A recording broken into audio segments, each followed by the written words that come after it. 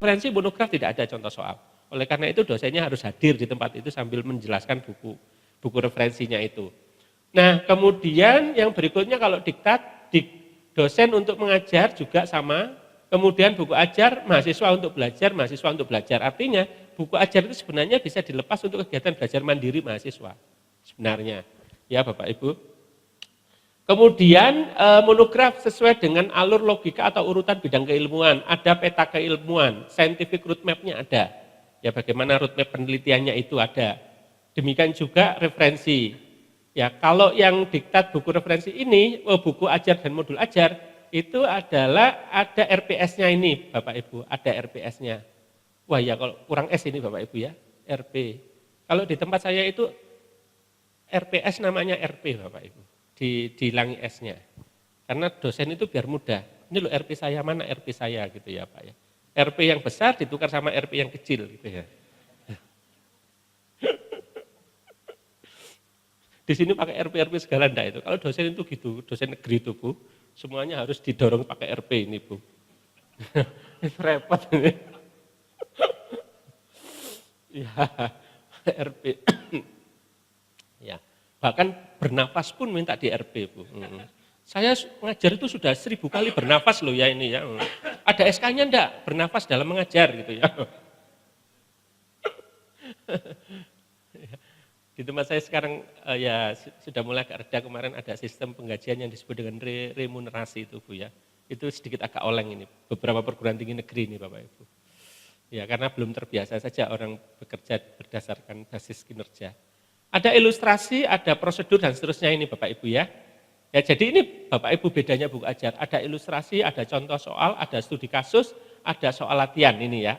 Alat bantu untuk memudahkan mahasiswa belajar, membaca buku itu. Ya gampangannya gini, kalau Bapak ngajar di kelas itu bagaimana Bapak Ibu ngajar di kelas? Kan menjelaskan teori ya Pak ya, konsep, materi gitu ya, Bapak menjelaskan.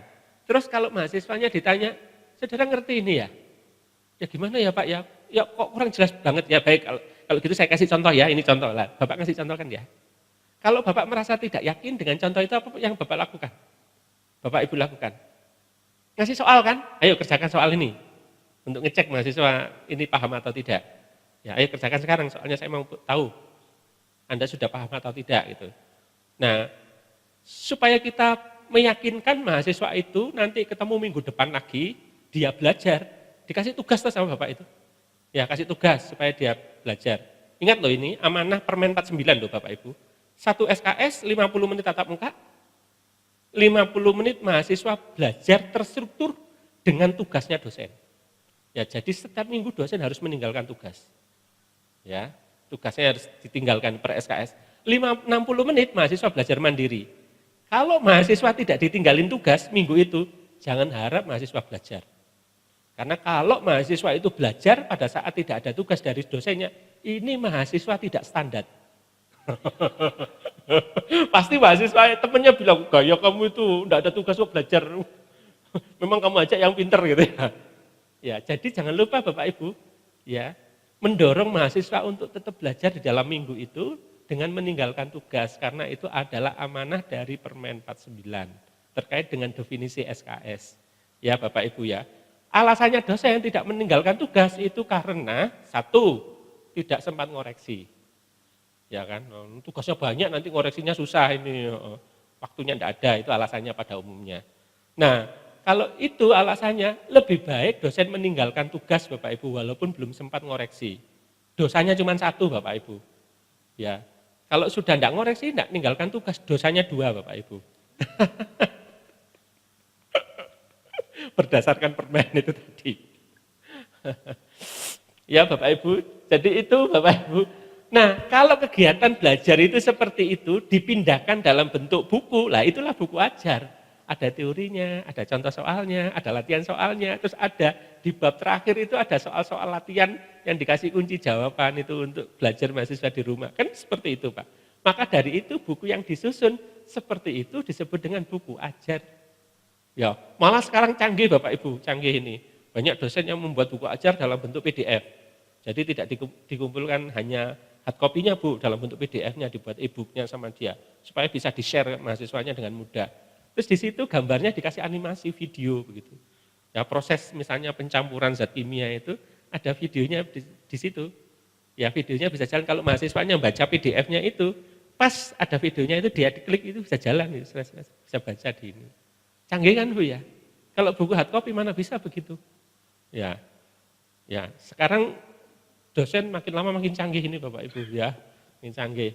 Nah nanti Bapak Ibu di samping nanti ada hibah menulis buku dalam bentuk hard itu tadi, mungkin Bapak Ibu harus punya koleksi dalam bentuk e-book. Ya yang Bapak Ibu bisa bawa di mana-mana. Taruh di handphonenya Bapak atau di iPad-nya Bapak atau di laptopnya Bapak bisa dibaca di mana-mana. Diakses di mana-mana atau taruh di Dropbox gitu ya, yang suatu saat bisa di-share kemana-mana. Nah itu Bapak Ibu bahasa Bapak formal mengatakan, ini formal mengatakan kalau buku referensi. Jadi bahasanya pasif. Ya. Dari gambar 2.1 jelas mengatakan bahwa nah itu laporan artikel ilmiah. Tapi kalau buku ajar, Bapak akan mengatakan coba saudara perhatikan gambar ini ya, di bawah ini. Gambar ini adalah menjelaskan bagaimana proses refrigerasi itu terjadi. Nah, Bapak terus menceritakan di situ. Dia menceritakan situasinya, begitu ya. Ya. Nah, kalau buku referensi diceritakan seperti itu tidak cocok karena itu adalah laporan ilmiah, ya Pak ya. Buku referensi itu laporan ilmiah bahasanya adalah bahasa yang pasif, ya, bahasa yang lampau seperti menuliskan laporan begitu Bapak Ibu. Bukan bahasa yang mengajak pembaca, pembaca diajak untuk masuk di dalam ini. Ya.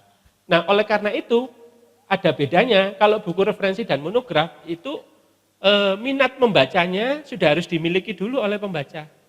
Ya, jadi Bapak Ibu waktu melakukan penelitian untuk S2, S3, S1, S2, S3 dulu itu minatnya kan dari Bapak. Begitu Bapak butuh referensi ini Bapak cari, ternyata jurnalnya itu dibacanya sulitnya setengah mati. Tapi Bapak tetap harus membacanya kan. Ya. Karena minat sudah ada duluan, dipaksa oleh situasi. Tapi kalau belajar buku ajar ini bisa jadi mahasiswa itu awalnya tidak berminat.